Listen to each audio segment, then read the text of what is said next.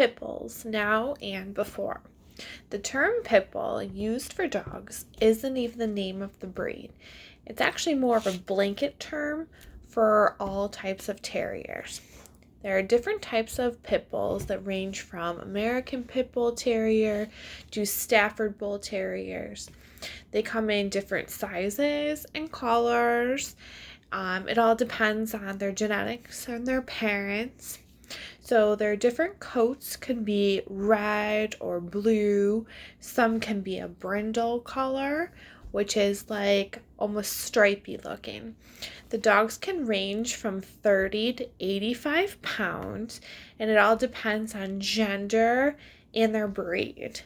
Parents' genetics take a big part in what they look like, how big they are, their temperament, and just all around, the type of dog they are.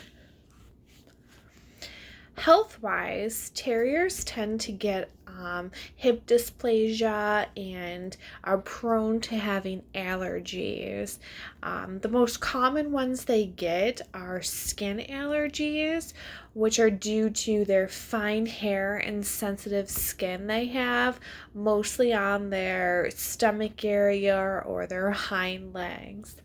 Hypothyroidism is also a concern of pits, which cause the dog to gain weight quickly and have a low metabolism rate. Lastly, they can have heart disease, which also affects a lot of types of breeds, but they seem to have a congenital heart defect known as aortic stenosis, which is something that owners should be aware of before getting the breed. Late last century, pits were bred to royal or wealthier families for purposes of nanny dogs, mostly in England to keep their children safe. But their original reason for being bred before that were to drive livestock on family farms. Farmers also use these dogs as hunting dogs due to their work ethic and good sense of smell when tracking and taking down game while hunting. They were brought to America by English settlers that came from overseas to what is now the U.S. It became a popular mascot for Army recruitment posters and other advertisement. The dog was used as like a regal pose or something of, a majestic or a sense of power in the U.S. There is a Civil War monument of a dog named Sally. She was a pit bull who stood guard over wounded soldiers in the Union Army during the Battle of Gettysburg. So they erected a monument of the dog, and it sits on the battleground of what she fought on. Also, in World War I, the most decorated dog was Sergeant Stubby. He was a pit bull who fought alongside soldiers in 17 battles and was used to guard wounded soldiers and bring comfort to those in the infirmary.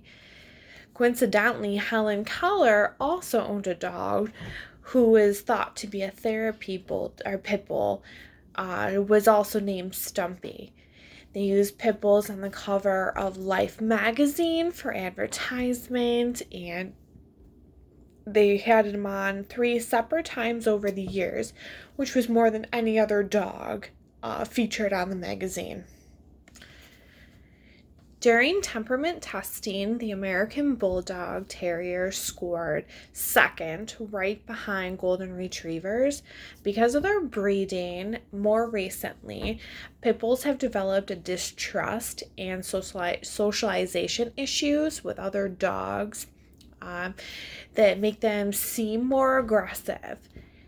Making the breed-specific legislation that does target bully breeds focus more on terriers than any other breed now because of this aggression shown during socialization of dogs.